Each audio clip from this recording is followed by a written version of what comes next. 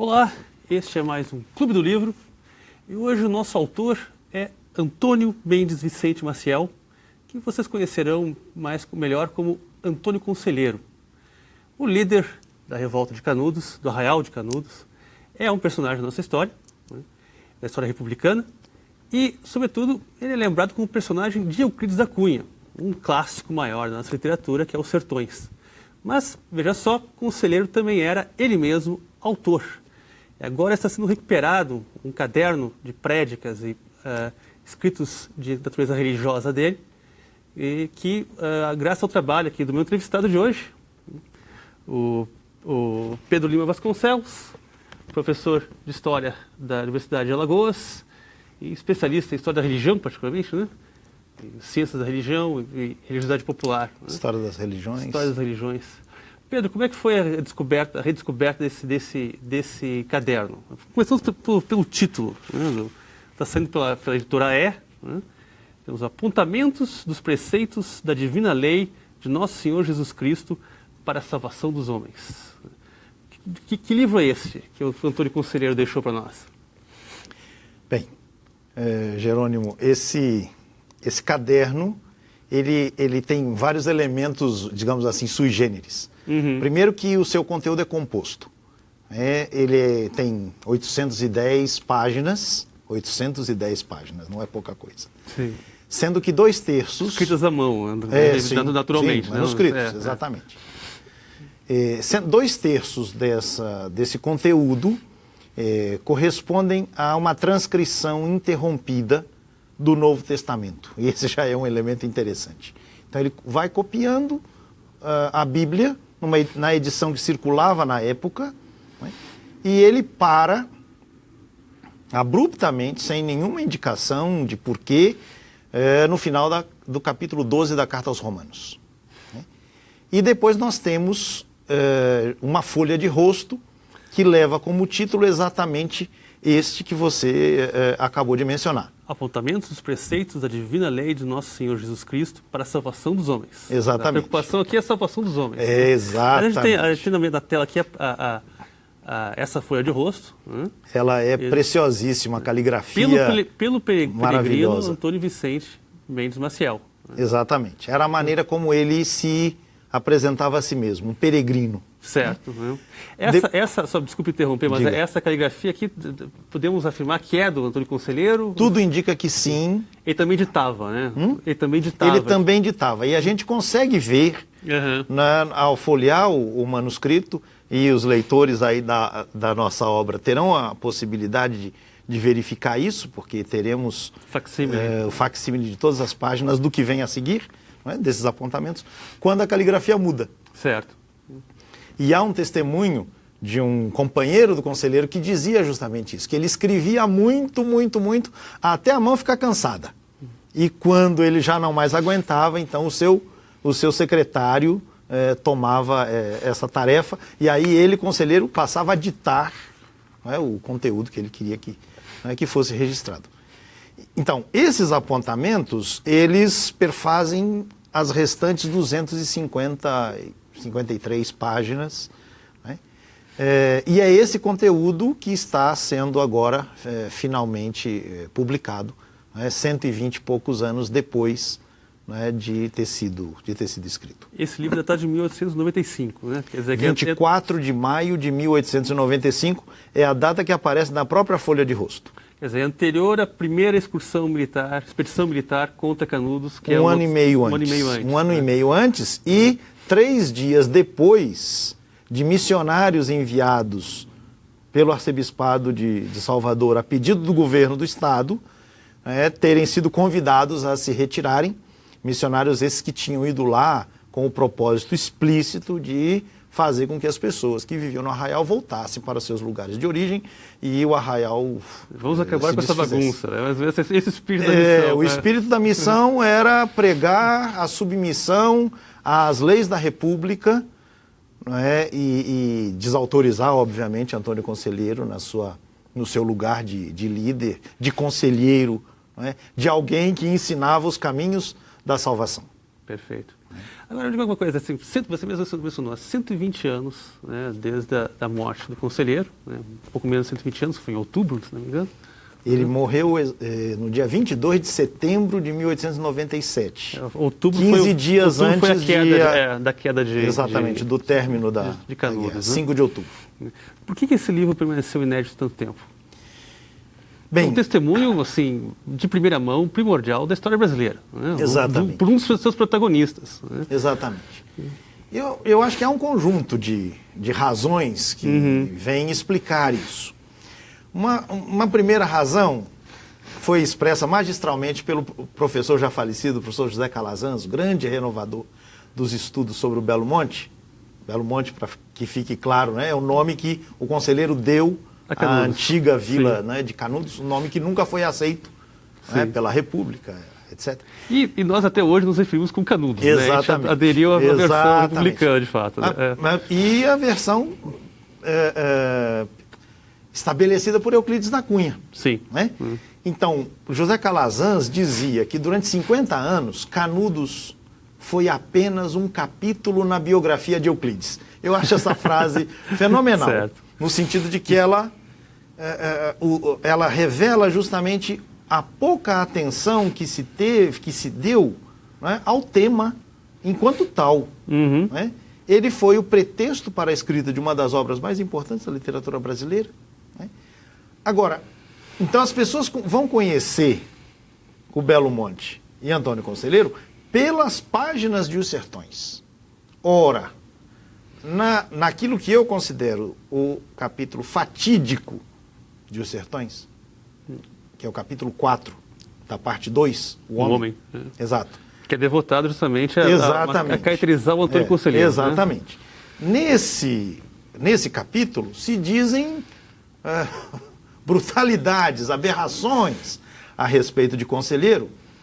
Né? Um grande homem pelo avesso, um gnóstico bronco. A gente tem aqui, para ilustrar, eu recortei algumas frases aqui desse capítulo 4. Né? São expressões muito curtas. Exato. Assim, olha, ele se abeirara do catolicismo mal compreendido.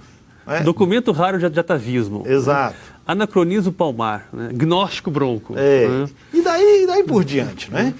Então, depois tem um segundo aqui, quer ver? Temos um segundo psicose, ele sofreria de psicose, tem vários diagnósticos psiquiátricos. Né? Sofreria de psicose progressiva. Ele veiculava um misticismo feroz e extravagante. Ele é doente grave, e daí ele especifica que essa doença dele caberia no conceito de paranoia do Tanzi Riva, que eram dois psiquiatras italianos muito em voga então. Né? Então, nesse capítulo, ele também fala de uma oratória bárbara e arrepiadora do Conselheiro. Ele diz que no final da guerra, nos escombros do Belo Monte, foram encontrados pobres papéis que valiam porque nada valiam, e ele, sem mais, atribui esses papéis ao Conselheiro. E nesses papéis estava escrito, por exemplo, aquela chamada profecia, né, de que se fala muito, né, de que o sertão vai virar praia, a praia vai virar sertão. Ora, isso não é do Conselheiro. Isso são escritos populares.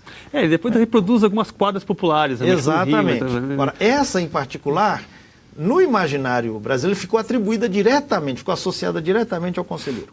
Mas tudo isso seriam pobres papéis. E isso foi entendido, o mais das vezes, como uma indicação de que o Conselheiro seria analfabeto, não saberia se expressar de maneira minimamente qualificada dentro dos cânones da língua, e se estabeleceu essa imagem de um conselheiro, portanto, iletrado e bronco, exatamente, a ponto de que quando um outro caderno do Conselheiro foi publicado em 1974, tenha recebido a avaliação seguinte: este caderno não pode ser do Conselheiro porque Euclides da Cunha disse que ele era analfabeto. Né?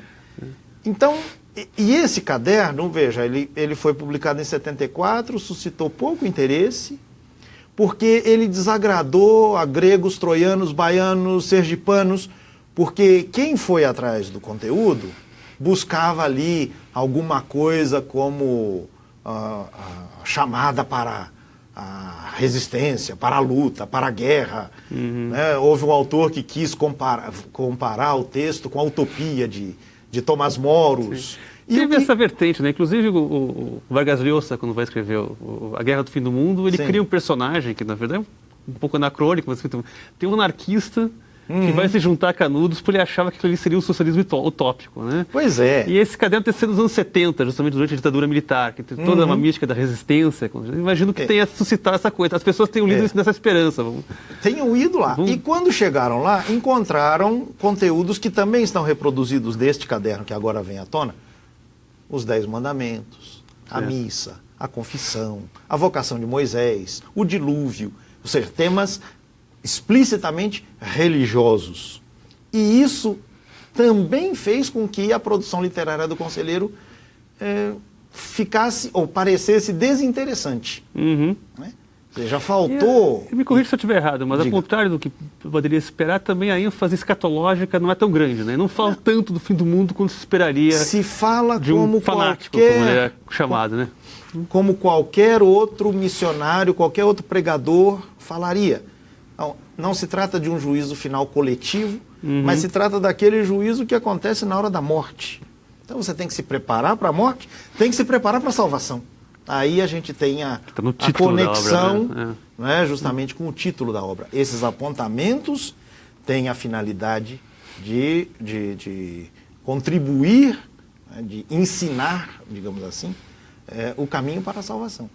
Ora, se você me permite, eu queria avançar justamente a partir daí e colocar um outro elemento que eu tento mostrar no meu trabalho, né, que é um trabalho de comentário, digamos assim, um estudo, né, sobre esse material.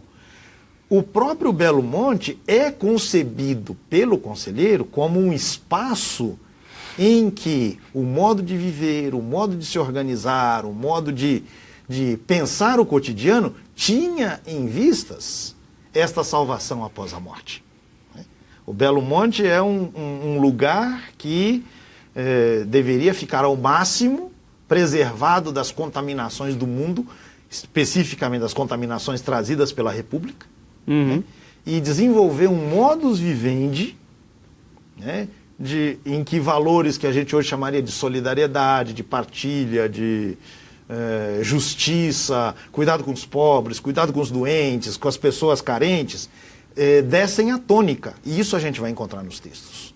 Perfeito. Em nome de referências dos santos, referências da Bíblia, referências aos ensinamentos de Jesus, né? E assim por diante. Esse cotidiano oferece condições privilegiadas para que as pessoas se preparem para a salvação que virá com a morte.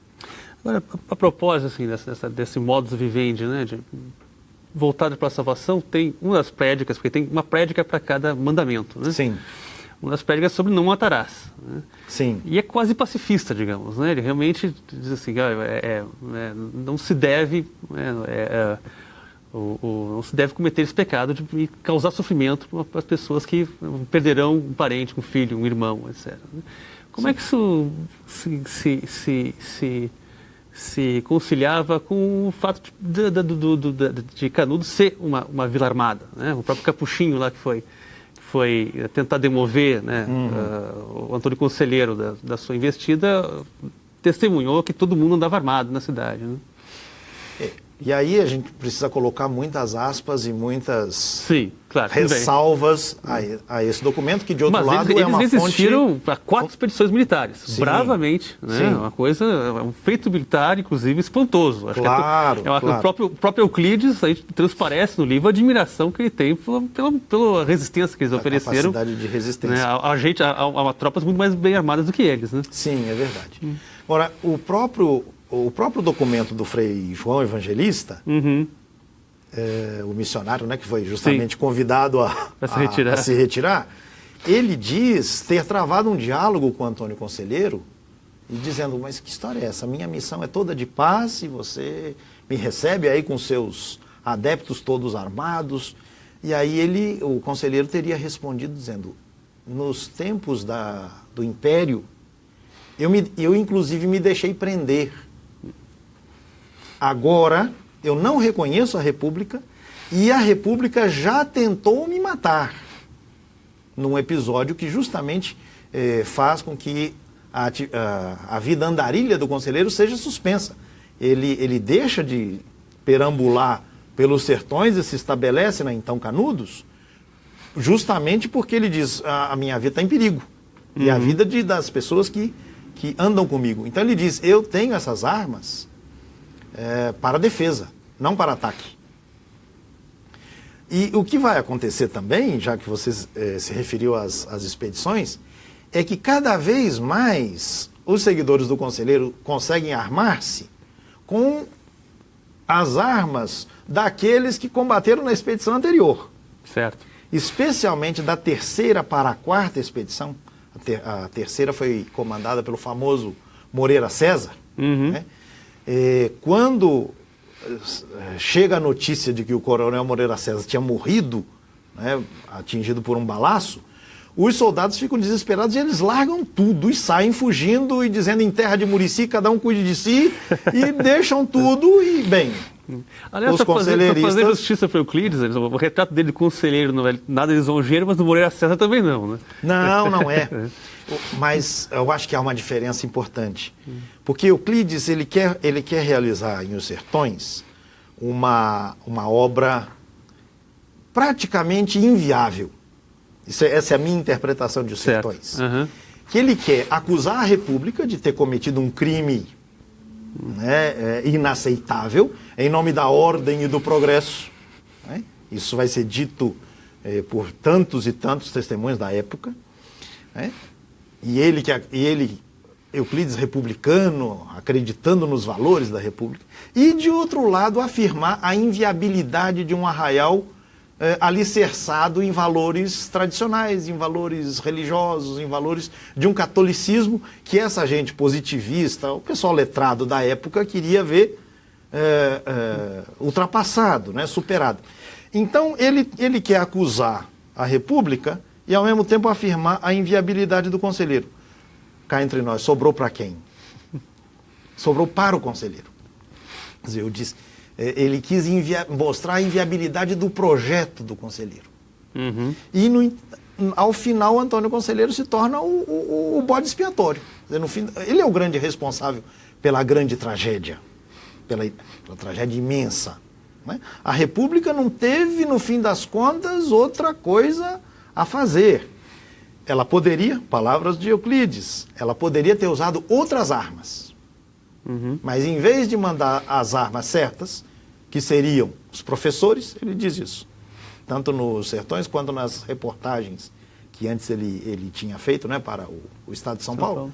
Em vez de ter mandado as armas certas, que eram os professores, para tirar aquela gente da ignorância, mandaram o canhão, a bala, né, etc. Então, a meu ver, o capítulo 4, ao qual a gente já fez referência aqui, de Os Sertões, é o capítulo fatídico, porque justamente cumpre essa função em torno do qual todo o livro gira. Há muitos críticos literários que dizem que Os Sertões é um livro esquizofrênico. A meu ver, não. Esquizofrênico. Porque de um lado ele quer criticar a República, mas de outro lado, justamente, ele afirma que o que Belo Monte representa é inviável. Esquizofrênico nesse sentido. É como se um livro, uma versão do livro, ou um nível do livro, fosse marcado por uma leitura mais fatalista, evolucionista da história, e outra mais marcada pelo sentimento ético da dor pela morte do outro, a morte de cidadãos brasileiros, né? Mas, a meu ver, esses dois aspectos, eles não são contraditórios. Se a gente os junta, o resultado qual é? O grande vilão da história é Antônio Conselheiro. Né? Daí a importância que esse capítulo tem, né? Em que se tece uma imagem do conselheiro, que tem muito mais a ver com líderes cristãos execrados dos primeiros séculos, que Euclides conheceu lendo o best-seller da época sobre o assunto, que era Ernest Renan, né, e sua obra sobre as origens do cristianismo, do que com a documentação. Eu estou convencido de que se Euclides tivesse conhecido essa produção literária do conselheiro, em nome da sua honestidade intelectual, ele teria que reescrever o livro. Mas não deu tempo. Não deu tempo. Não deu tempo. Sim. E o outro manuscrito tem lá alguma anotação de que teria sido passado às mãos de Euclides da Cunha, mas já próximo da morte de Euclides. Certo, depois que os sertões já estavam publicados. Aliás, você estava contando aqui antes que existe uma única foto que dizem que é do conselheiro, né, que é do cadáver. Né? Sim. Mas, na verdade, talvez nem seja, né? Provavelmente não. Provavelmente não. Depois de 4 expedições e a quarta ainda reforçada por uma leva de militares, e o próprio ministro da Guerra vai acompanhar os últimos combates, né? A opinião pública já extenuada, já não aguentando mais, convencida pela imprensa de que se tratava de um reduto de conspiração monarquista. Se você me permite, eu vou ler aqui um trechinho de uma coluna de um importante jornal da época, que dizia assim: o movimento insurrecional do sertão da Bahia é monarquista. Não é preciso indagar se sempre o foi. Porque, se não o foi, nós republicanos, nós mesmos o tomamos como tais. Essa é aquela história de fulano cometeu o crime de responsabilidade. Não importa se não cometeu. Nós dissemos que ele cometeu e estamos conversados. Então, a opinião pública, detalhe, apenas Machado de Assis desconfiou de que a história não era bem essa. Apenas Machado de Assis, ele tem colunas, textos a respeito. Eu sei que o Olavo de Bilac, ao contrário, tem umas totalmente adesista, alinhado com a opinião pública, que, como diz o Milor, né, é a opinião que se publica. Né? Ele e outros, praticamente todos os nomes importantes da cultura, da política na época. Né?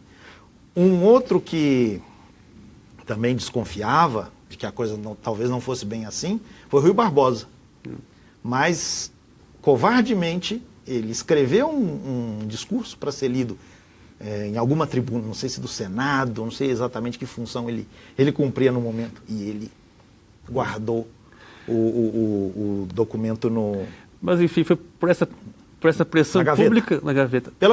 Pela pressão pública que se identificou esse cadáver. Exatamente, voltemos à foto. Achamos um morto barbudo. Isso foi uma exigência do governo federal. Nós precisamos de uma prova de que ele está vivo, de que ele está morto. E então, o conselheiro já havia morrido, fazia 15 dias, não se achava mais onde tinha sido enterrado, se é que foi enterrado. E aí o general Arthur Oscar dá uma ordem de que esse cadáver seja encontrado, e aí recuperam, não é, o cadáver desta pessoa, fotografam, cortam-lhe a cabeça e levam para Salvador para que o renomado médico Nina Rodrigues fizesse o laudo que atestasse o tipo de loucura do qual ele seria portador. Né? Mas a gente tem testemunhos de sertanejos, afilhados, pessoas que sobreviveram à guerra, dando conta de que um afilhado especificamente acompanhou esse trabalho de exumação deste cadáver, e ele dizia: não é o meu padrinho, não é o meu padrinho, não é o meu padrinho. E ele continuou teimando até que um soldado manda que ele cale a boca e vai embora dali. Mas a opinião pública precisava do cadáver. No fim das contas, é isso que acaba ocorrendo. Agora, nada indica de que este fosse, portanto, o cadáver do conselheiro. Voltando ao texto Voltemos. O que espanta é que, além de citar a Bíblia, né, como seria de esperar dele, ele também cita vários doutores da igreja. Né? Sim. Santo Agostinho, São Tomás de Aquino e outros. Sim, né? E alguns completamente desconhecidos, mesmo para quem estuda teologia hoje. Cornélios Alápide, Sim, Cardeal Hugo e outras figuras, né? Que a gente tem tem alguma noção, a partir do texto, da leitura do texto, ele tem alguma noção de onde ele achou essas referências? Ele terá lido, de fato, a Suma Teológica, ou as Confissões? Onde é que ele chegou? Seguramente como é que ele chegou a esses nomes? Essa foi uma pergunta que eu também me fiz durante um bom tempo, porque é surpreendente esse acesso que ele tem a figuras da tradição católica erudita, digamos assim, né? Então, eu fui atrás, na esteira de alguns autores que já vinham investigando o manuscrito anteriormente publicado, a busca dos textos que o conselheiro poderia ter lido, né?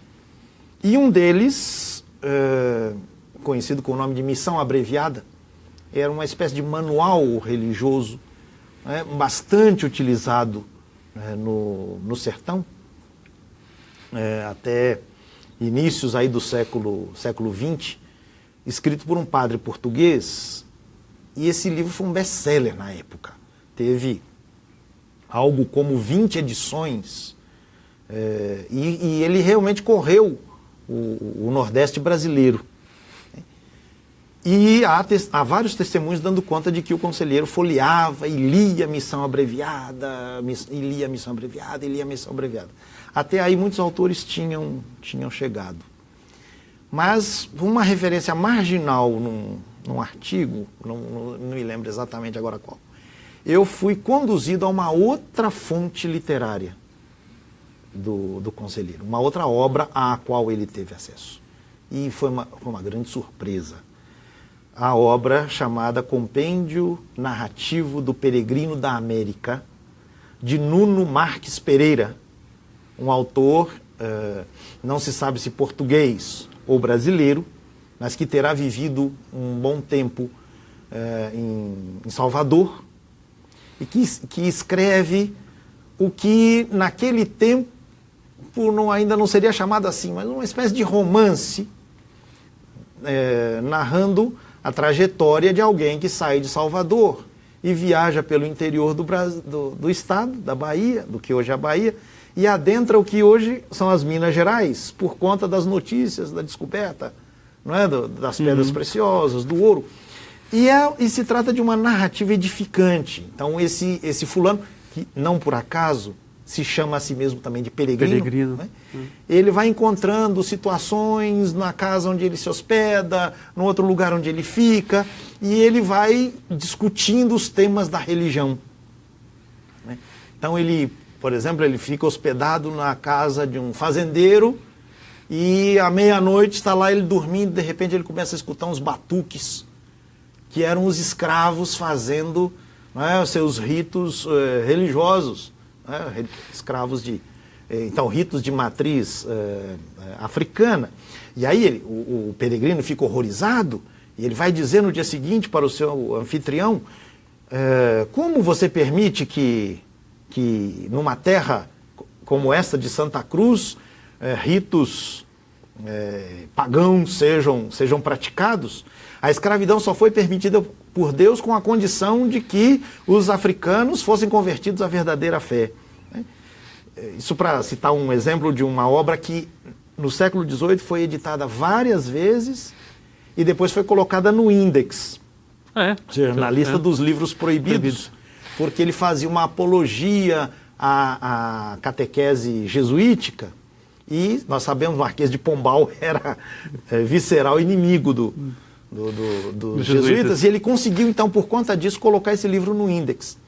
Mas Ariano Suassuna vai dizer no seu romance A Pedra do Reino que este livro está no substrato cultural do Nordeste. Isso há uma referência nesse romance a isso, de que esse livro atravessa o mundo cultural nordestino, e a gente não sabe direito em que termos, porque esse livro deixou de ser publicado em 1765, acho que foi a última edição. E o conselheiro conhece esse livro em 1895, portanto, 130 anos depois.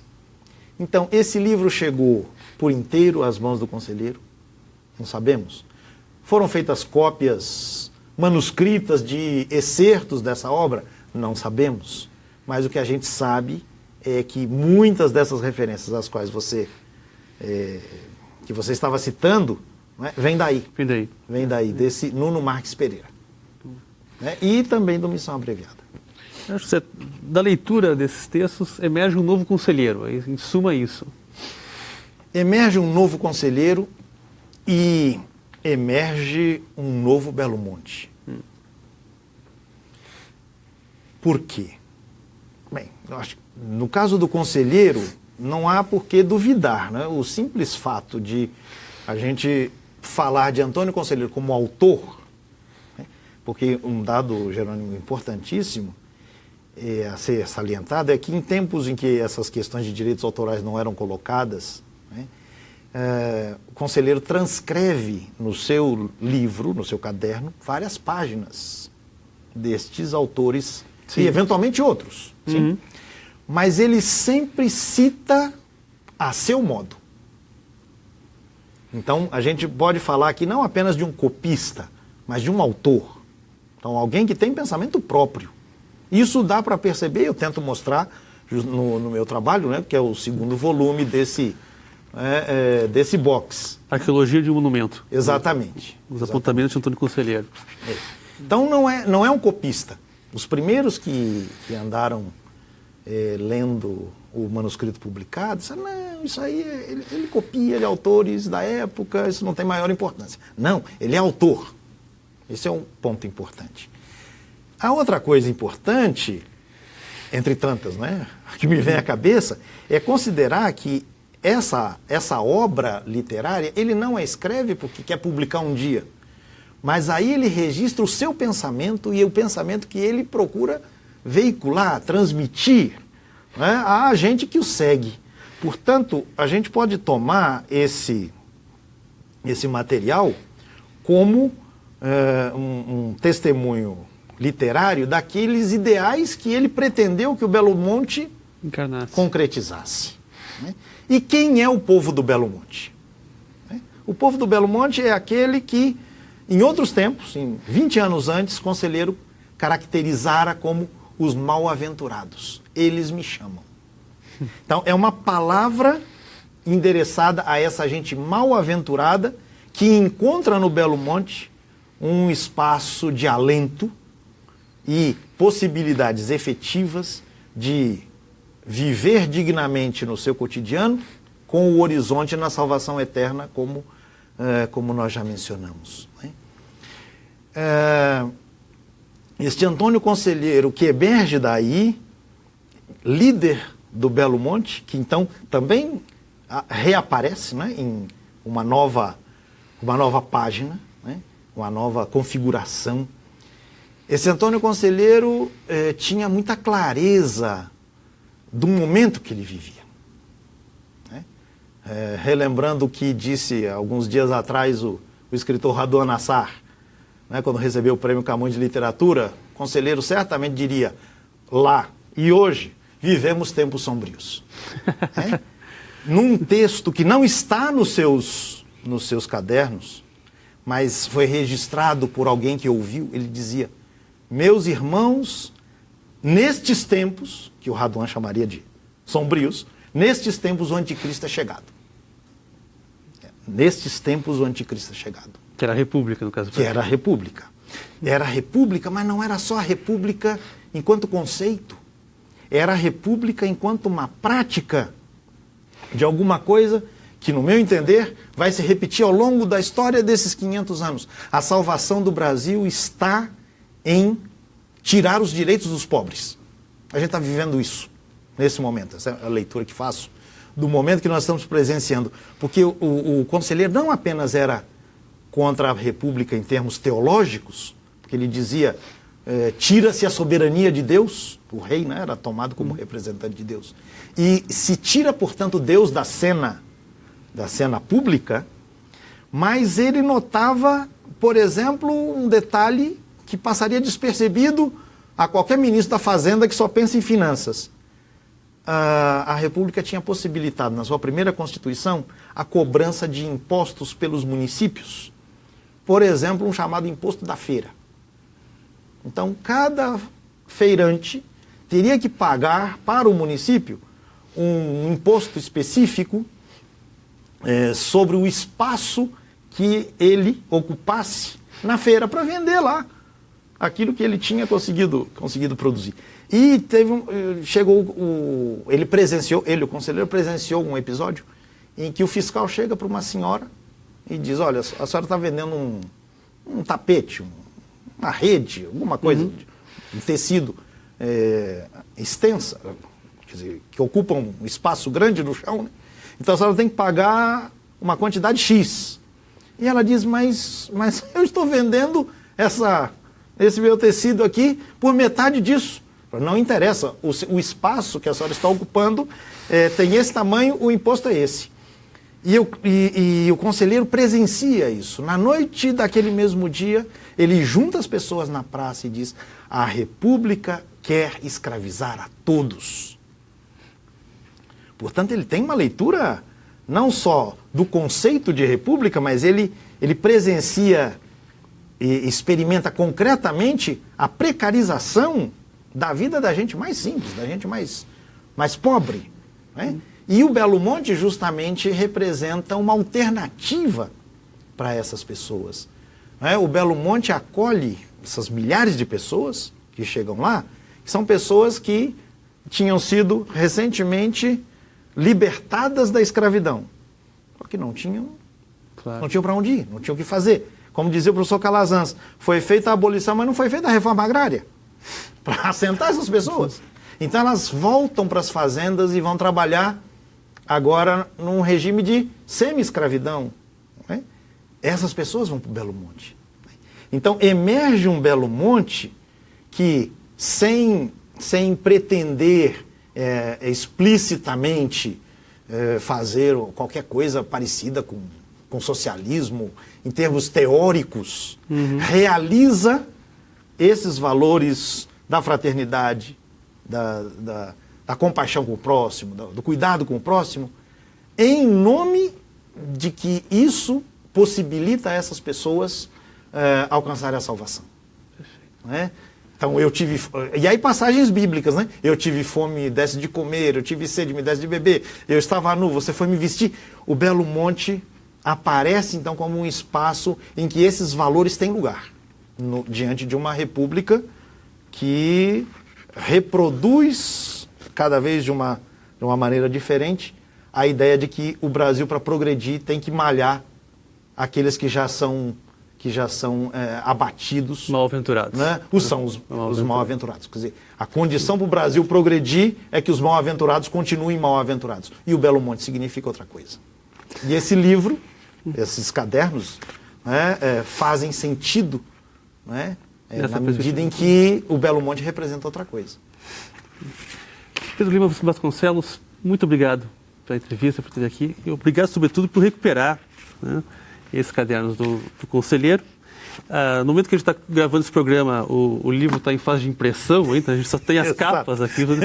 Mas ele vai vir numa caixa, né? Vai ter os apontamentos dos preceitos da divina lei de Nosso Senhor Jesus Cristo para a salvação dos homens, e um livro do Pedro, né? Que é a Arqueologia de um Monumento, né? Que é a sua interpretação desses escritos do conselheiro.